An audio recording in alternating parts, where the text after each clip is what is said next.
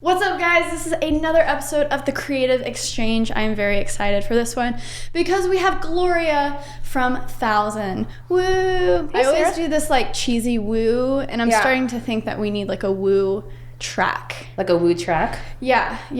I'll work on that. A woo song would be a little bit better. A woo song. Maybe we can work on that together. right. Because you just told me that you have like a background in music, which we'll get to. There's a lot of regret now. But for now, tell the people out there what you do. I am Gloria. I'm the founder of 1000. We make bike helmets you actually want to wear. And actually, more recently, we've been making bike accessories hopefully you want to use.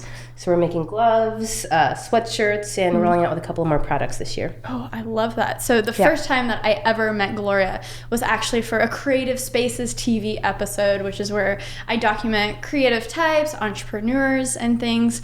And during that time, is probably 2 years ago, right? 2 years that we've ago. established, which is crazy.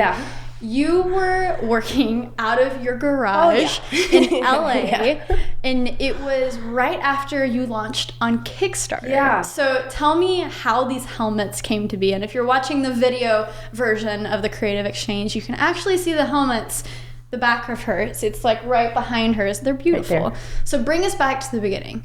You launched on Kickstarter. Launched on Kickstarter. What happened? Launched on Kickstarter, tried to raise $20K, ended up raising closer to $250,000.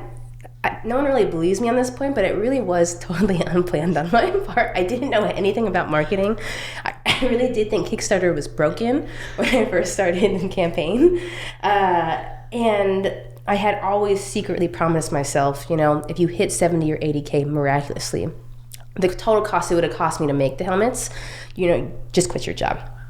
And then we hit that goal within like 5 or 6 days. So that day I went to my boss, quit my job, started doing 1000 full-time. Where were you working during I that was time? working at Tom's, the shoe company, doing product development, e-com, philanthropy, a little bit of everything. I've always been like a can't sit still person. But anyways, I did that. I left Tom's to do this full-time.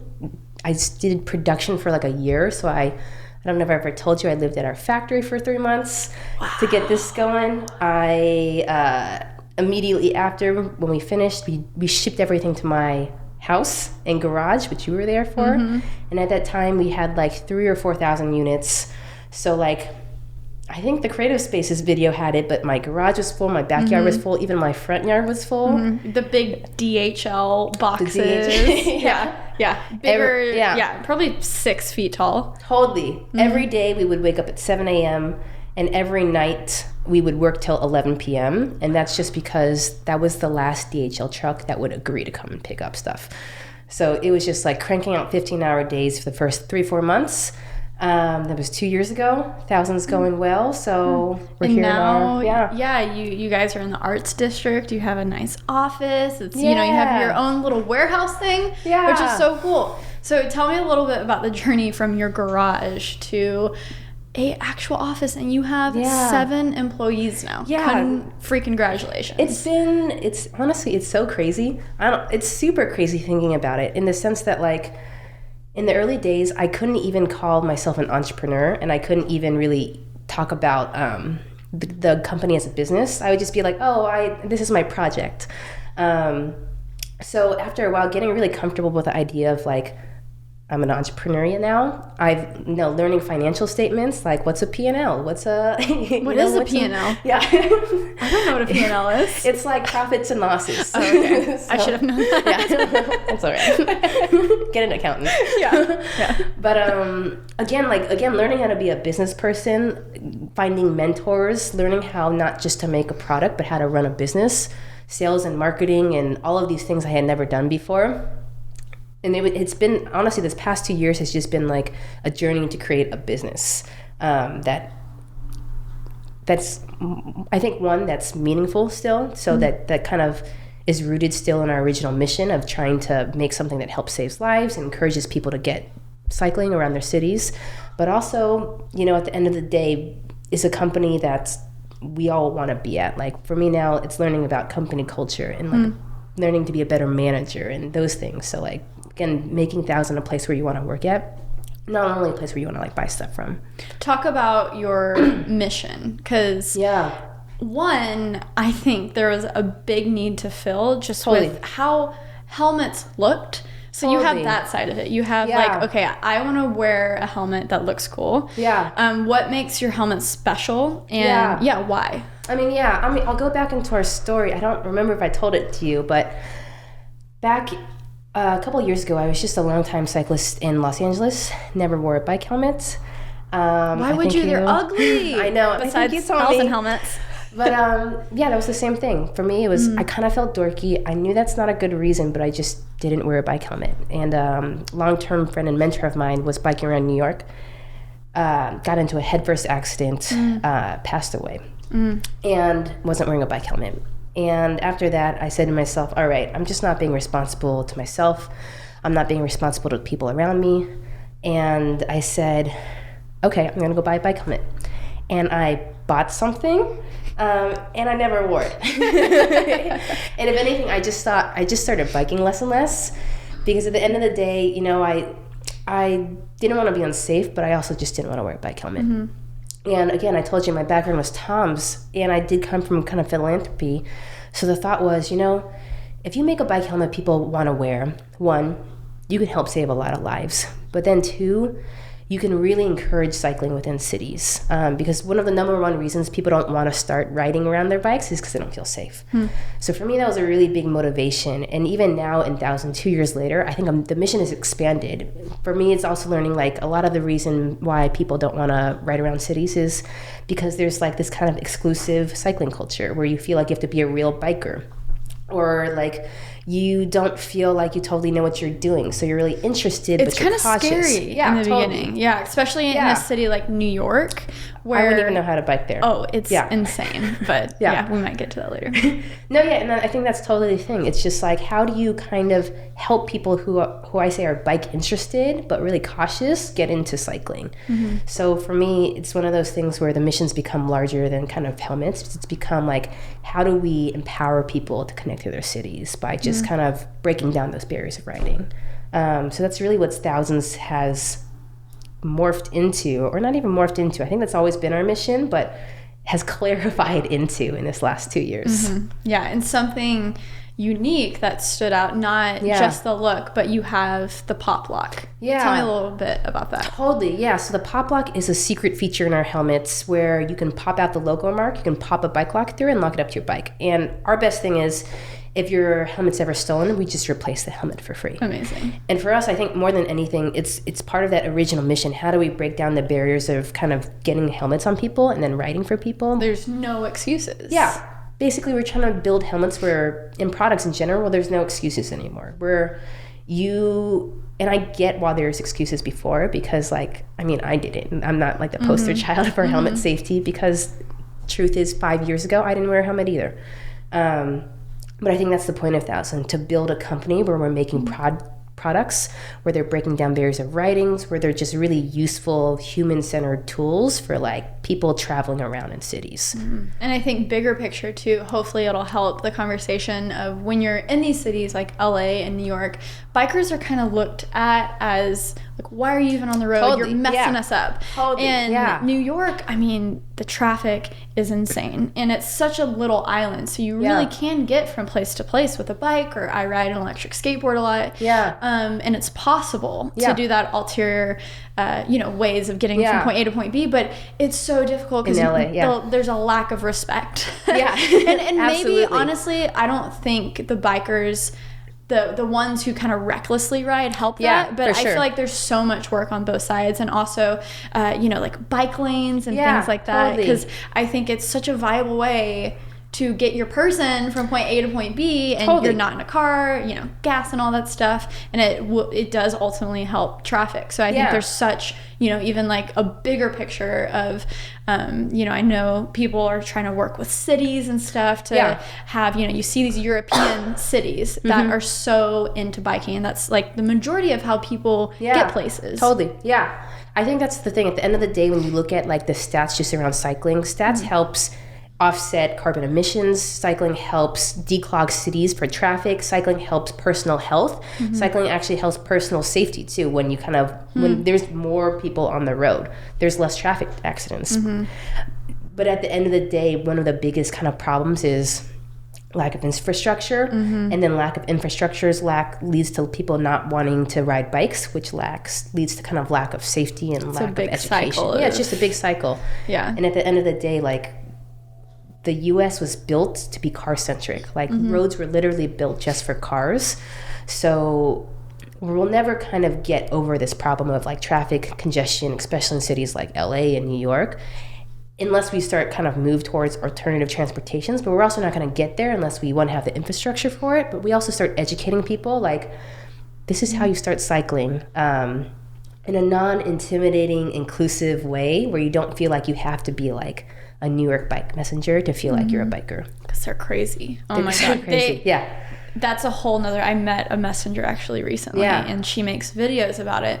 And I watched a few. And I was like, they're so God, intense. Yeah. This is terrifying. So terrifying. Oh my goodness. They're champions. Yes, my gosh. Yes. So it's like, how can everyone coexist? Yeah. Is it possible? Yeah.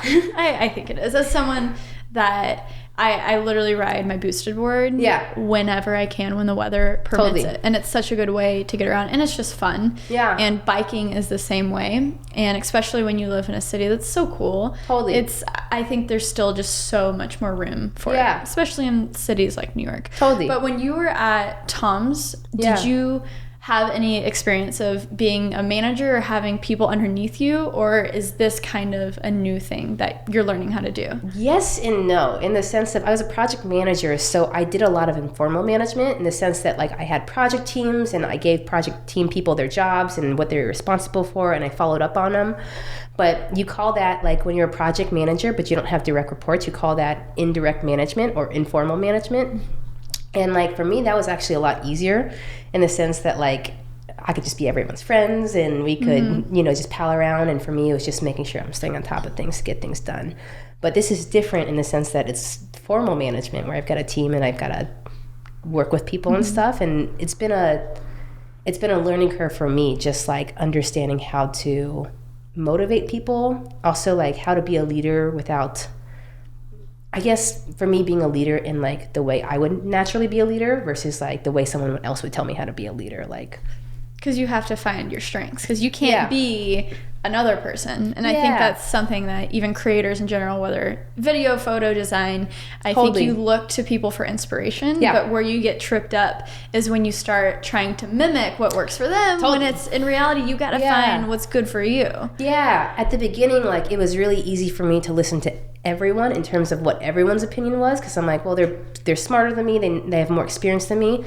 But what I have found more and more true is when I kind of maintain my vision, my mission, who I am as a person at its core, and understanding my strengths and to leverage those strengths, that's when I'm always doing my best job. So even when it comes to managing, like, I'm not a person that barks orders, so I shouldn't try to be. Not a person who, like, some people love hierarchy and, like, formal rules and structure. I'm not. So as a manager, how then do I best use my skills as someone who loves to collaborate, or someone who really loves to do, like, project management work? Like, how do I use those skills versus, like, again, you know, manager, leader, what you think of normal CEO skills to, like, run a company. In the beginning, what was your thing? Was it product? Was it, because you said most of the marketing in the beginning was organic, which is amazing. And so, like, what was that one strength? And then, you know, I guess you have to fill in positions of people who do a better job at your weaknesses. But what was your jam in the beginning and still now? And, like, what is that one thing that you know you're good at and that you focus on? I would say I'm still a generalist in a lot of ways, in the sense that, like, I know my one strength 100% is I'm really good at solving problems. If you give me any problem, I don't get nervous. I'm like, let's take the steps in order to solve it. You know, let's kill the problem. So, like, whatever it is, like, no matter how big the problem, it just makes me more excited. I want to solve the problem. So for me, that has really manifested 1,000 into product. So I handle all of our product these days. But in the beginning, you kind of have to be good at everything because you don't have a team yet. So for me, I learned how to do marketing. For me, I learned how to do sales and kind of go on sales call and pitch things. So it's kind of like you don't get a choice in the beginning. You just have to do everything until you build enough capacity where you can just hire someone that's just better than you. Yeah. You've done a lot of, or I guess the majority of your sales, has been direct to consumer, online. Being in LA and kind of hitting, you have a product that really appeals to people in cities, I think. And so do you have like plans to start pop-up shops? Do you think there's value in that physical space?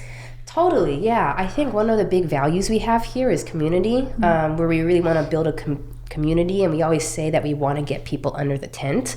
One of the things we're doing here in this space where you saw downstairs is we don't have a name for it. We're calling it a community space. We're calling it a clubhouse.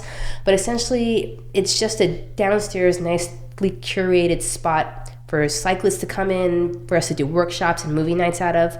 Again, we're not trying to monetize or generate revenue out of the space. We're just trying to, I think, tell our story as a brand of like, this is what cycling means to 1,000 in a really inclusive way, but also to, again, fulfill the other part of our mission of how do we empower cyclists to get going. So for us, it's like bringing them into the fold and then teaching them things. That's so cool. Yeah, that's so cool. Do you have any inspirations in the business space that you've seen kind of like come up around you and be like, oh, they're kind of doing similar things? What are they doing? I don't know. I kind of not put you in this category, but I've seen a lot of brands like away luggage and stuff that are, they have one product. They start with a carry-on and then, they do just online sales, and now they're branching out to pop-up shops, and everywhere you look, there's away luggage now in airports, and now here, everywhere I look, there's away luggage, 1,000 helmets. Yeah, that's awesome. I see people just biking down Venice Boulevard. I'm like, oh, there's 1,000 helmets. And so I think there's a lot, and I think they've been around for 2 years too. And there's a lot of cool brands that are cool. You know, you guys are cool. You guys are cool. You are. And so there's a lot of kind of brands that I kind of put in that circle who are killing it and are still kind of new. Do you look to any companies that are kind of similar to you, or do you take inspiration from outside of what you're doing? Like, who are your biggest inspirations? People or companies? I would say companies for sure that I have always thought do a great job. I love away travel. Warby has been a long time. Warby Parker. Like all of my glasses are Warby. Glasses USA too actually has crushed it recently, but Warby is amazing. I've seen glasses. Totally. And I think that's the thing for try-on thing. The whole try-on thing, I think at the roots of it, direct consumer brands who are now trying to have an experiential space is like a real trend right now. But I think at the heart of it is the idea that they just want to make one product that is relevant to people. Like that people see the product and say, that's me. And then they also just try to put it in the channels where those people go and they also find relevant. So like, again, I think this whole experiential movement thing that's popping up right now is as a result of retail going in two ways. It'll be hyper convenient or it'll be hyper, experiential. So I think direct consumer brands are picking up on, okay, then if I'm going to do retail, then we're going to go what retail hasn't been for us before. So you have to go all in. And I think that's when retail misses it, is they just put up a shop and then that's it. And it's like you have to give people a reason to go there. What they're missing out on maybe on the online shopping experience is not a person from the company there with them, helping them along the way. Every time that I went into Warby Parker, instantly you have an employee like helping you out. And so you really, when going into retail, have to give a person a reason. And it's been so cool to see like, oh, we have coffee and a band. And like retail spaces and pop-up shops have become so extra. But I love it. It's so cool. I think that's a really interesting thing too right now. And I think there's also going to be an additional shift, and it's really where we're trying to kind of stay in front of, is right now I think people have realized retail is no longer just walking in, hopefully you find what you're looking for. Retail now, if it's experiential, it has to have something extra for a person to go into. But I think beyond experiential, people are really looking for community after that. So like for me, even a really good brand that I feel like has always done it well is called Rafa. So I've never heard you of would them. like them. Okay. They're a cycling brand also, but they have coffee shops, clubhouses, I think maybe like 20 all over the world. Wow. Basically, you buy a yearly membership. It's all the free coffee you want to drink for the year. What? Yeah. And it's like they make gear specifically for their members. Like at these clubhouses, they do events, they do talks. But more than anything, they're just trying to get people in the Rafa community to come out, do rides, again, building friendships. And I think that's the next step past experiential. Like that's where retail will really go. Like if you can build that community. Because that's similar to the co-working spaces. You see, maybe the past 20 years, a shift has been, I want to work remotely. I don't need to be in the office. But then you have, so the classic corporate world, the 9 to 5, I want to work remotely. But then you have all of these more creative types and entrepreneurs. You see the move being, I want to be around people. I want to collaborate with people. And I'm now even seeing the kind of like club thing come up to where they call themselves a co-working space, but it's more of like, hey, we bring exclusive events to you. And a good example is, have you heard of The Wing?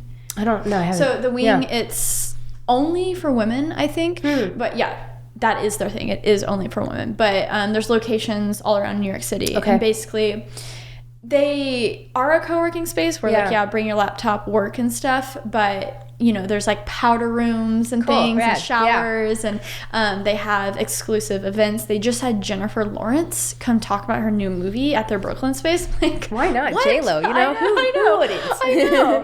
And so it's just crazy because they close at 8. And so it's not really, when I think co-working space, I'm like, I need to be posted up here, like working all day with my team, So it's more just like general space where you can have meetings and stuff. But I see also more of a shift towards that, where just building communities for people to come together, take meetings. And I think it's, because the internet has done such a good job of connecting us, but when we're all alone. Totally. So now we're like, wait, where's people? I want to talk to people. No, I said that before you came. I'm like, I was just alone. I'm craving to talk to people. No, but I think it's exactly that. Like I feel like when the internet has made things so convenient for us that we don't need to actually go anywhere to get a lot of things done. So now I feel like, and sometimes the worst. I think totally. Strengths, weaknesses. So now the pendulum swing back is, well, if we're alone all the time, now how do we create spaces where people can gather? So totally, I think people are craving that. Totally craving that right now. And it's interesting to see kind of the coast leading the movement. And it'll be interesting to see how that kind of affects suburb life. I feel like it always kind of hits the coast first, because being from Texas, it's interesting. And that's a segue. No, that's a segue, because when I was re-watching the Creative Spaces TV episode, I saw that you had a pillow with Texas on it. So what is the Texas Connect? Are you from Texas?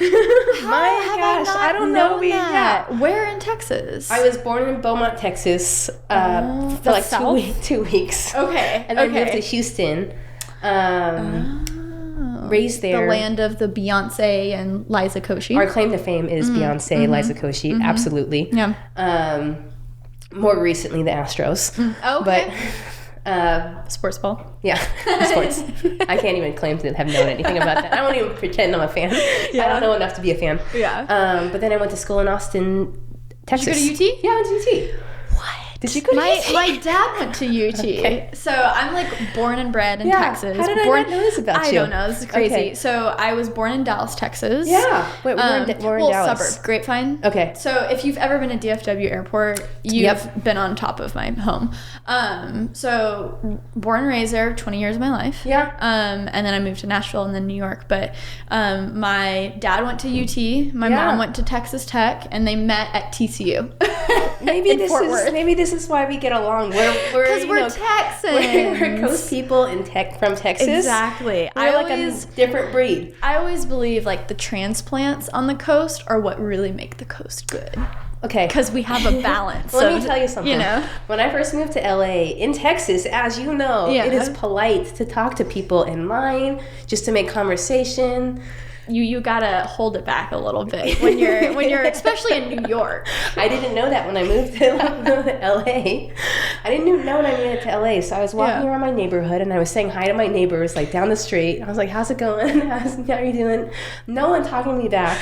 I think I was at a Staples, and I was talking to someone in line, and they gave me this look like, what are you even doing? And I went to work. Again, I started a new job. I was like 22, and I was like, yeah, you know, I'm finding people are a little finicky here. They're like, well, what are you doing? I'm like, well, I was just talking to people on the street in Staples. They're like, what? They're like, you don't do that here. Like, people don't have time for that, Gloria. Yeah, whole new world on the coast. Yeah. Oh, yeah. And I've honestly, it's... So, you know, talking to people, it's fantastic. I love it. I'm a very social person. But that's actually one of my favorite parts about New York, though, is when I'm not creating or being social, I'm very much so an introvert. Yeah. And so the fact that, I can hop in an Uber and just take those 20 minutes to answer email, and I know they're not going to try to talk to me. Yeah. That's like amazing. Or, you know, I'm half the time in New York, I'm like, no makeup, just like jeans and a sweatshirt, trying to get stuff done, running around. I'm like, no one talk to me type thing.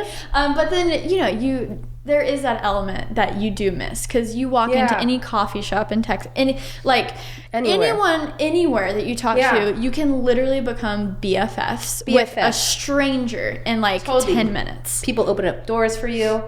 But I totally get that. There is something nice about just like, especially when you're creating or making stuff all day, like just being by yourself, recharging for a minute. Because I recharge by being alone. So that's why I feel like I'm so good with video. I would believe that. Yeah, because I can sit down and edit for literally 8 to 10 hours at a time. And by the end of that, I'm like, okay, I feel better. I think I can go like out and film stuff with people and talk with people. Do you feel like, again, like by talking to more people and having to do a lot of stuff, though, you're becoming more like extroverted in the sense that you're starting to get more of energy from other people? No. Huh. So no, that's dead wrong. Like, it's always been the same thing, because you know, like doing this is amazing, and like I'm probably gonna hang out with people all day today, but when it comes like 6 p.m. and I've been hanging out with people all day, I'm like, I'm ready to eat dinner alone with some Netflix, and like luckily John, my boyfriend, is kind of the same way. So we're able to kind of just like be alone together, which is like so special. It's like so what I need, you know. But yeah, I've just become more self-aware of that, because for me, I always beat myself up about it. So I would always, you know, middle school, high school, feel that pressure of doing normal things, hanging out with your friends almost every day, like going to movies, doing normal things. But I didn't want to do that. Like, I wanted to stay at home and like edit videos. I wanted to stay at home and like make music. And my favorite times is when I'm being like creative with friends. And it almost like when I just go and get coffee with someone, it has to be like someone that I like, you know, like I want to go and just like have lunch with you. But like if it's some person that I know, I don't know, I don't like connect on a certain level. It's almost like, it's gonna sound so bad, but I just don't want to waste my time, you know, because I know when I'm around people, it does suck away energy in a good way. In a good way. I know what you're saying. You're an extrovert, though. I'm not. Are you not? I don't know. Okay. I'm different in the sense of like, for sure, growing up, I was like, I'm an introvert all the way. Because every time, I was the same way. Every time I didn't do a lot, I would beat myself up for it. Like if I wasn't go. But whenever I got home, I would just turn off my phone. I wouldn't talk to anyone. I just want to binge on some TV. Just to totally recharge. And again, same thing. My best friends are ones where like we're doing nothing together. Literally, we're in separate rooms. But we're around being each alone other together is one of the most special things you can find in friends or just people who are around you. That's when you know like we understand each other. We're the same people. But for me, it's been like when I actually first started Thousand, it was really hard for me because I had so many meetings. I had to talk to so many people.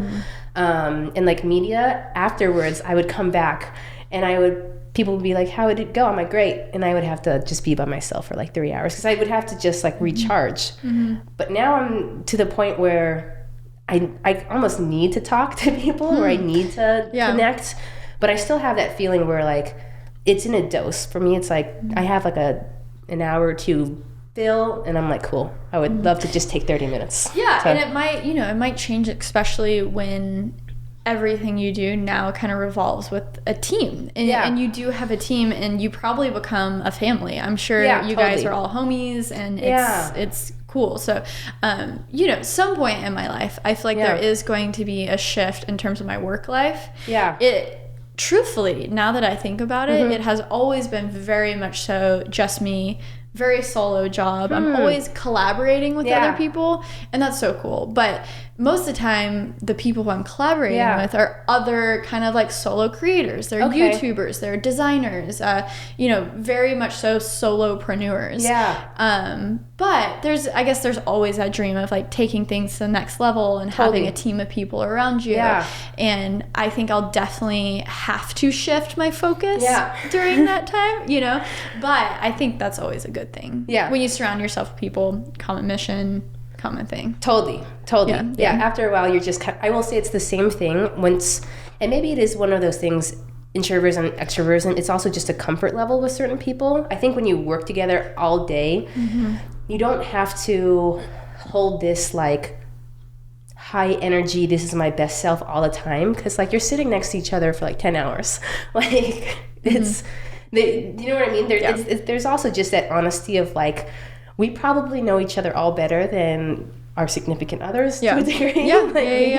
Because like, so I think maybe that's also why there's more comfort, and I'm feeling more comfort around being around a lot of people sometimes, just because like, I think you also just kind of let your guard down to being more perfect and just being more, this is just who I am, and I'm not going to ramp it up for a minute. I'm just going to kind of keep it steady state. That's good. Yeah, that's good. Going back to Texas and school, you almost went to graduate school, right? You didn't actually go, but tell me about that time in your life, and why did you feel the need to go to graduate school? And what happened after that? That was, I would say, the most intense time of my life, in the sense that I was at Tom's at that point for about 2.5 years, and I asked myself the question one day, is this what you're going to do forever? And it was like automatically no.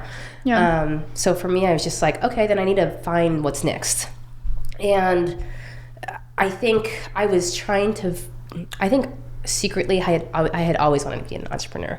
I went to Tom's because it was a startup at the time. I had always kind of like had my own little businesses and never worked a traditional job growing up, but going to graduate school for me was the idea of, if I'm honest, I think I was scared to be an entrepreneur, and I wanted to go to business school so I could learn everything first and then kind of go out on my own and do the whole thing.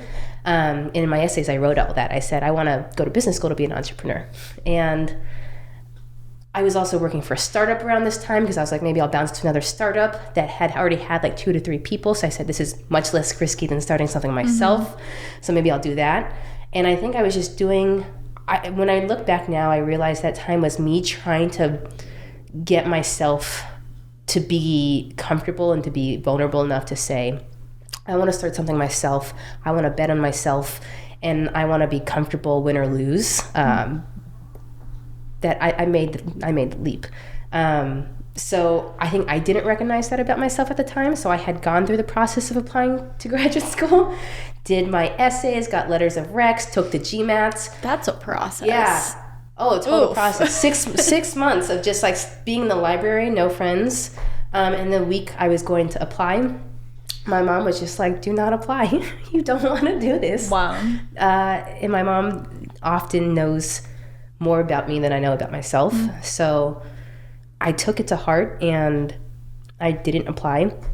And I think 2 to 3 weeks later, I started thinking about this startup that I was with, and I was like, do I actually want to be doing this, or do I feel like it's my next step to get to my thing? And I said, I think it's the next step. Yeah. So they were making me an offer, and I turned down the offer. And there were just months where when I was thinking of what to do next, I think 3 or 4 months where I just had nothing left. Like I just kind of had burned every path down in my wake.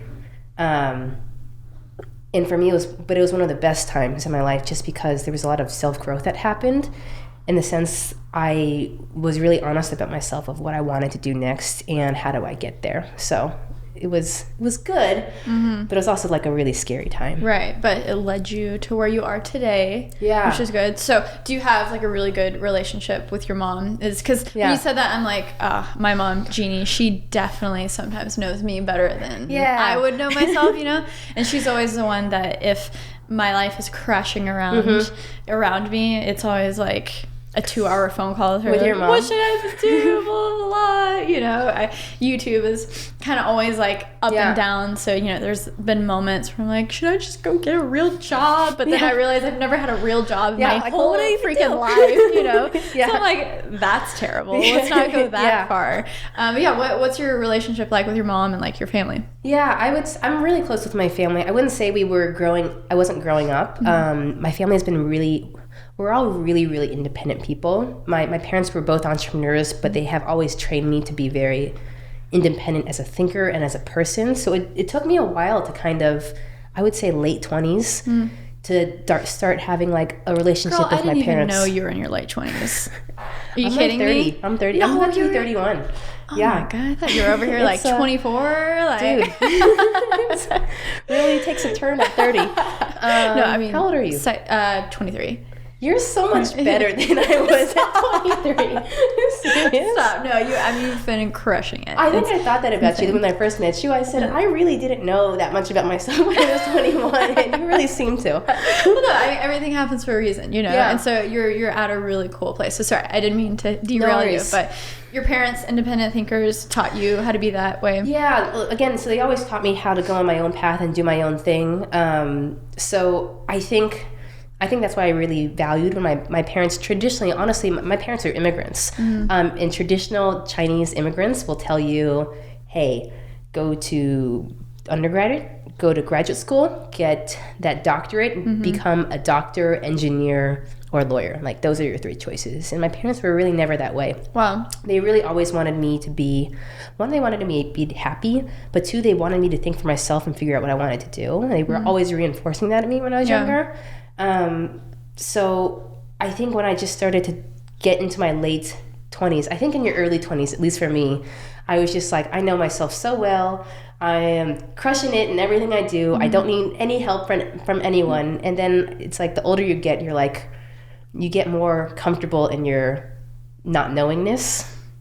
So I think that's when I started to talk more to my parents on like, it probably started out as complaining. Like, this is what's happening. Like, I just want you to be sympathetic. I don't want input. I just want sympathy. Right. Just listen. But from that, like, I had just started to realize, like, my parents just had insights, and they had just knew me better than I thought I knew myself at times. So in that instance with graduate school, my first instinct was just to call my mom and to ask her. It wasn't even to ask her what I wanted to do. I was literally just calling to complain. Right. And usually through that, you're telling them low-key what you want to do. Yeah. And it just takes that little bit from them to be like, that's what, just go for it. You know? Totally. Is it the same with your mom? Kind of. It's weird to say, but I think they like hit a home run with parenting. Yeah. Because, you know, you don't always understand it while you're in it. But now looking back, you know, I was fortunate enough to like grow up in this bubble in Dallas Fort Worth, and you know, we didn't have everything, but like I had a good life, and whenever I wanted something, there would be like 100 support. Like, yeah, you want a guitar? Cool. Like, we're gonna be here, but like you have to go and work to get it. Like, we're not just gonna buy you a guitar. Are you kidding me? Like, and one of the favorite stories I always tell is you know, in middle school, it's cool to like games, you know, you have Game Boys, PSPs and stuff. I think I was maybe like 5th grade even. And so this new PlayStation Portable came out, PSP. And I was into gaming. I was into gaming during that time. And, you know, I babysat even when I was in 5th, 6th grade, you know, one of those things where like the parents would still be there, but I'd be playing with the kids. And that was like my job as a 5th grader, 6th grader. And so when the PSP came out, I was like, oh my God, this is sick. Like, I want this. And my mom's like, cool. Like, what are you going to do to get it? Like, I'll help you maybe find some jobs, but like, I'm not just going to buy it for you. Are you kidding me? And I remember so clearly it was $361 with tax. With tax. That is even now, that's rough. So I got it literally like a year later after it came out. Sure. But I remember saving up like, you know, birthday money from like grandparents and stuff, and like babysitting and stuff. And so I finally got enough money, literally to like quarters and pennies, to buy this PSP. And so we got to GameStop. I bought it and I was so excited, but I realized it's like, oh man, I don't have enough money to buy a game. I literally just have enough money to buy the console. You just had that $300. Exactly. And I was like, oh, oh man. So I low-key was like, Mom, like, want to buy me a game? She's like, no, I guess you're gonna have to save up. I literally, like, she didn't buy the game? She didn't buy the game. And I literally played on the menus. I thought, like, just the PSP, like, menu settings, I thought were just, like, so cool anyway. So I would, like, load up music on it and, like, play on the settings for another, like, 3 months. And then I saved up enough money to, like, buy the game. But, like, during that time, I was like, dude, this is lame. Buy me the game. Are you kidding me? And, like, they always hit it out of the ballpark for, like, birthdays and stuff. Totally. But, you know, for this in-between times, like, why can't you just buy me a freaking $40 game? But in hindsight, like, there are so many moments like that. Totally. Where I associated things that I want to actually working for it, you know? Oh, yeah. And so that's something that, and it's always been, like, a very open conversation about that, but they've always, like, supported me through everything. So even if it was something that, you know, kind of like, it's up to you. Like, you know, you want to quit basketball. We don't know if that's the right decision, but like we, you know, support you, you know, and I'm sure in the back of their head, it's like, we've spent a lot of money on basketball camps and, you know, those jerseys weren't that, you know, but like we support you and they're always at games. And so, during that time when music was such a big part of my life and I hated basketball all of a sudden, they were like, okay, if you want to quit basketball, we support you. Yep. And then they supported me in music. And then, you know, when I wanted to drop out of college, I was on the phone with my mom for like 2 hours a day. Just like, college is the worst. Like, I'm doing this video thing. I really think it can happen. So, yeah, I think... What was your mom's reaction, again, when you're trying to... Yeah, I mean, it was really like a 6-month conversation. It started with... You know, I say 6 months. It was probably realistically like 2 to 3 months. And felt like 6. The moment I started to think about it was when I moved to Nashville, and I had my first semester at Belmont in Nashville doing computer science, and I was like, this is the worst. I mean, like, I was smart in high school, and so I felt that guilt to do something responsible in college, like electrical engineering, computer science. I felt it, and that's probably similar to like a lot of immigrants' stories with their parents, you know. But that guilt just came from me. I don't know, you know, like I had awesome parents; they're gonna support me no matter what. But I have a hard time with like beating up myself and like making the standards just like through the roof, you know? And so when I moved to Nashville and it just, things didn't add up anymore, in terms of like financially too, I kind of like ran out of scholarship money, and I had, you know, I had a little chunk of money in my college account for the time when I ran out of scholarship money. And it was all gone the first semester I went to Belmont. $15,000 a semester. That's like, rough. Dude, seriously? So it cleaned out all of the money I had. Just the first semester I was there. I still had a year and a half left. And so I was looking at things financially too. And I was like, this doesn't make sense. I don't want to go into debt. And then my heart was like, I hate computer science so much. I appreciate how it's taught me to think. I think it's really, you know, been valuable in that way. But this is the worst, you know? And so, you know, as I just began talking to my mom, and you know, I was out doing things. It wasn't like I was sitting on the couch eating Cheetos. I was out there, I was like doing random corporate video jobs and things. And so when that time came, when I was like, I need to drop out of college, we had already had so many conversations, and she supported me. And it was a little different with my dad, but I think there always has to be that, like... Well, let me tell you something. Again, there's always, both parents can't be supportive. That's too much. Exactly. Because it came to the point where I was like, Dad, you're not paying for my college, so you have no say. So you're not allowed to be mad at me. My dad told me when I started this, again, he's a great guy, but I told him the idea, I was going to quit my job, all of these different things, and he said to me, I'm willing to lose X amount of money on you for this.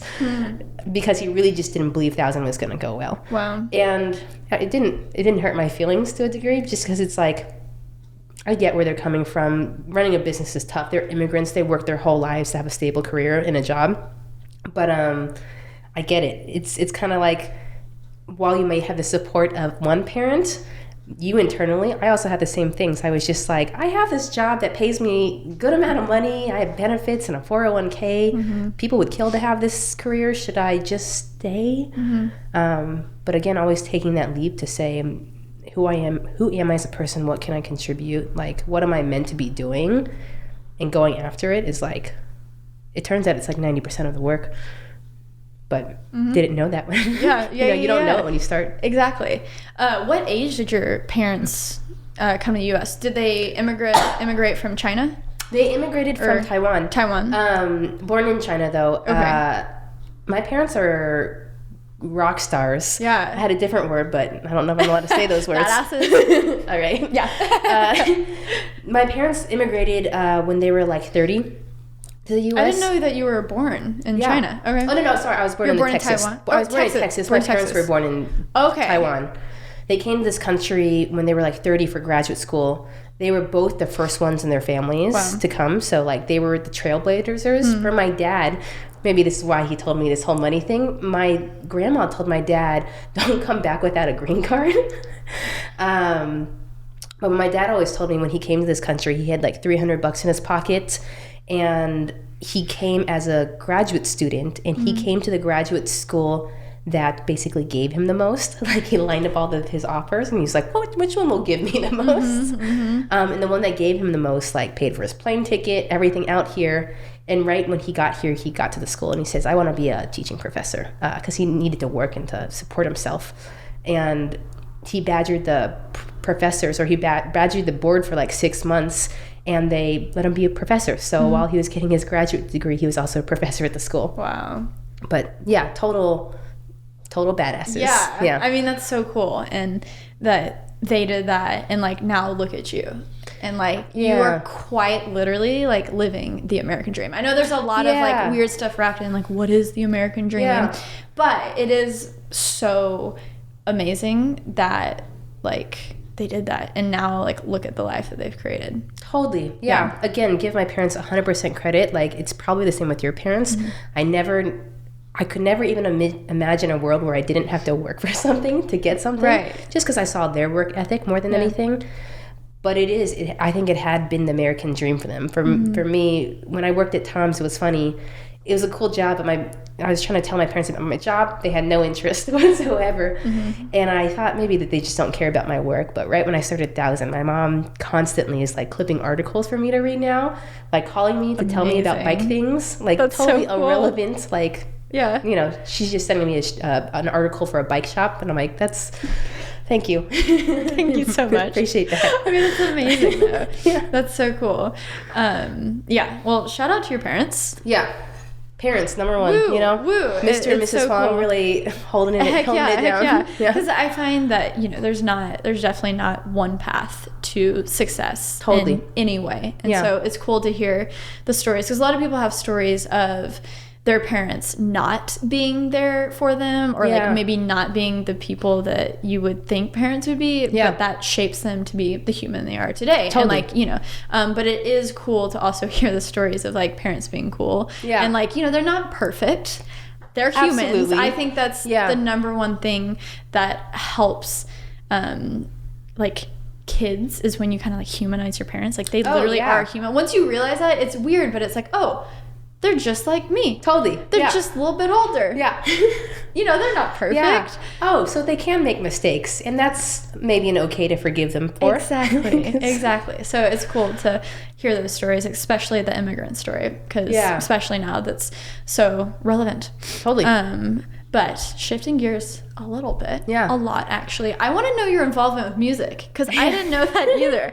Honestly, I think some of the coolest creative people have a past in music, and I think it does really overlap in a lot of things. I think it does.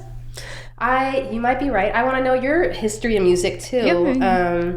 Mine was, being from Texas, you love singer and songwriters, and you learn to kind of play around on your guitar being a singer-songwriter. Mine was just like, I started playing, maybe around the same time, I started playing guitar in middle school. Cool, I had heard 6th grade. Someone had played a killer like Back in Black cover, and I was like, yes.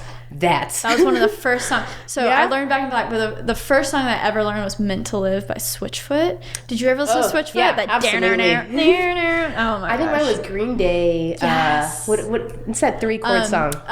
The American Idiot one, or stuck in the road. Oh gosh, I don't know. You know what I mean? I know what you mean, though. Green Day. I mean, Green Day, classic. Yeah. So I, again, learned how to play on that stuff. always wanted to be a singer-songwriter, did kind of a little bit of the band stuff in high school and college, opened up for friends type of stuff. But I honestly, if I'm honest, I wasn't super, super good. And I kind of knew that about myself. Self-awareness is important. Yeah. I liked to write music more than anything. I thought I was a lyricist. I was a decent guitar player, decent singer, below decent. Okay. Were you the lead singer of your band? I was second. So I always did like the harmonies and stuff like that. But at one point I realized like I really liked the production side of things too. So just throughout college I would like work in music studios. I would kind of earn money by like working at local venues too, by just doing their sound. Nice. Yeah. Okay. So community centers, like cool. Yeah. Oh well, I grew up in my church where you have to kind of learn how to do everything if you're in the my church. Yeah. So I never did the mixing board, but basically, you know, my friend who would play guitar would sing. Like he would end up on the mixing board like all the times, either doing the ears or doing front of house and stuff. And you learn. I think, especially when you're in a band, I think it's like a really good exercise to learn how to work together. Yeah, totally. Not tear each other's freaking heads off. Yeah. Were you in a band? You seem like you have experience in this. I was in a band. I was in a couple. Okay.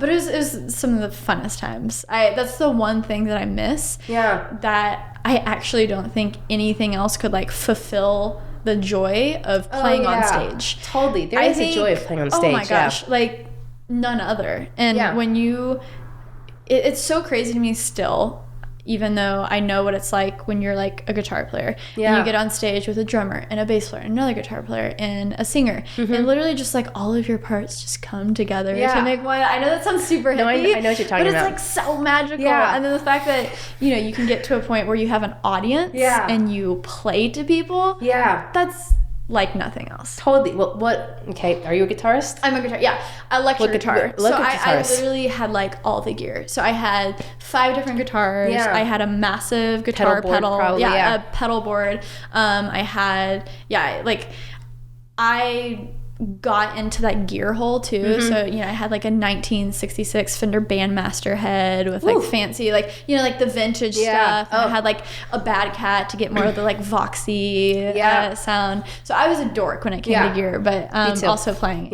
So did you play electric guitar too? No, I played acoustic guitar, but my gear stuff came actually with like audio recording stuff. So there's a whole world with like vintage microphones that you could really like ribbon mics, just old condensers, like U87s. Like again, you just get really into the sounds of things. You become like an audiophile. Did you ever like own a Neumann or Newman? So what is it?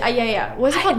Neumann? I call them Newman, but I can't. Newman. I'm gonna say Newman. That sounds better. Okay. Yeah, because I there was a time where like we recorded a EP and everything, so I was very much so into that world. And like one of the recording studios that we recorded in like had a Newman mic, and I was like, oh my gosh, they're fancy mics. Oh my goodness. Yeah, they're the nice ones. Yeah.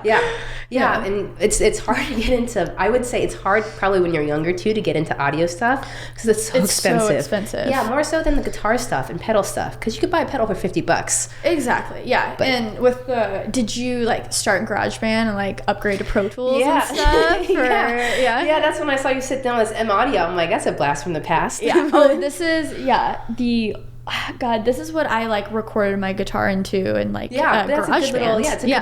I did the same thing. I started in GarageBand. I moved on to Pro Tools, but I had all the mics. I had all the setup stuff. That's when you sat down and I saw you have good chord technique. There we go. I love that. Getting the props. Yeah. And so with that, I'll start with saying this. Recently, I actually got a chance to go to the Gibson like showroom in Beverly Hills. Gibson. Yeah, and it just brought out kind of like the kid in me. And I was like, I mean, I'm only 23, whatever, but like the middle school, high school Sarah, totally. Like, oh my god, I'm getting the gear bug again. Did you go to like Guitar Center all the time when you were a kid? I did. I went all the time. Girl, every weekend. They like knew my name. Me too. Every weekend you go to Guitar Center, you sit in a sound booth. Exactly. For sure. And honestly, that's what helped fund my venture into video camera stuff and like camera gear is because when I wasn't playing music or playing basketball, I was like babysitting or refereeing basketball. I always had these like random jobs. I taught guitar lessons. And so to buy just guitar gear, because I was so obsessed with it. And so when the time came to get into photo video, all I did was like sell all my guitar gear. Really? And I got like all this cool camera gear, which was fun. But now I miss it. And so when I went to that showroom, I was like, oh, I'm getting the bug again. Yeah. And it's something about it. I was like, I don't really have hobbies, because my hobbies turned into my job. So with you being this like boss lady CEO, I'm sure you're always working. Do you have time for hobbies? Do you have hobbies? What are your hobbies? I'm probably the same as you in the sense that I used to have so many hobbies. So I was so curious about everything. I used to, again, play music. I used to build furniture. I used to do, just random creative things. I used to love to figure it out. It's tough now with work just because, I wouldn't even say it's tough now with work. I like working so much that I kind of forget about other things. Me too. Yeah. I'll complain about it, but I secretly like I love That's the thing. I wouldn't know what else to do. I know. Whenever I have down days, I'm like, I'll just work a little bit. Like, just because I genuinely really love, because at the end of the day, you're kind of creating. I feel like even when you have hobbies, you're just trying to learn, and you're just trying to create, and you're just trying to make something. And I think that's the same when you kind of love your job. You're trying to do the same thing. For me, I kind of forget like it is my job half the time. You're like, this is just what I do. I make helmets. Yeah. That's the thing. Yeah, and it's your job, and it's crazy. Yeah, so to wrap things up, I mean, what would you say to a person out there that's trying to make their hobby their job? What's some encouragement, or maybe something that you learned the hard way along the way, or a piece of advice from another person? Yeah, if you're trying to, I feel like making your hobby your job, from the people I have seen trying to make that leap, I would say surrounding yourself with a lot of mentors is like probably the number one thing. It's really hard to understand like what you don't know. Like that's just the thing, fact of life. Like you don't know what you don't know. So for me, a big thing that has been a real benefit to me is we have a board of advisors. I have mentors I talk to a lot. And even when I see those people trying to bridge the whole side hustle to full-time gig, I think they're not totally sure how to get there. Like how numbers-wise they'll support it. And again, just talking to people who have done it a couple of times before, one, it'll give you a lot of relief, but two, you kind of jump over mistakes you would have made otherwise. Not because you don't know a lot, just because like, how would you have known? And sometimes it helps to have those physical people there to actually just ask the questions, where honestly that would have taken maybe days of Googling. Yeah. So having people who have been there and done that helps a ton. Totally. Yeah. My natural instinct is to Google everything. I'm like, I can find everything on Google. But there is something about sitting down with someone that has like 10 years of experience that will tell you things that you would have never been able to find anywhere else. Because like some of this is just like intuition at this point. So yeah, you can't. Mentors. Eight page of Google, you're not going to get there. Like, exactly. Yeah. No, that's so powerful. And thanks for being on the podcast. Thanks for having me. This has been so fun. Yeah. I enjoyed this so much. Yeah, me too. Where can people find you and 1000 on the internet? Yeah, explore1000.com. That's our Facebook's, Instagram, all those social media handles too. Yeah, and if you're around LA, downtown LA in the Arts District, come on by for a coffee. Yeah. Oh my gosh. I love it. Well, thank you so much for being on the Creative Exchange. And if you guys are watching this on YouTube, make sure to hit that like button, hit that subscribe button for new podcasts every single Monday. Every single week. I've actually been pretty consistent with this, which is good for me. It's top good. of your game. Yeah. You can also listen on Apple Podcasts or Google Play, Stitcher, anywhere where podcasts can be found. Thank you guys so much for tuning in, and I'll see you in the next one.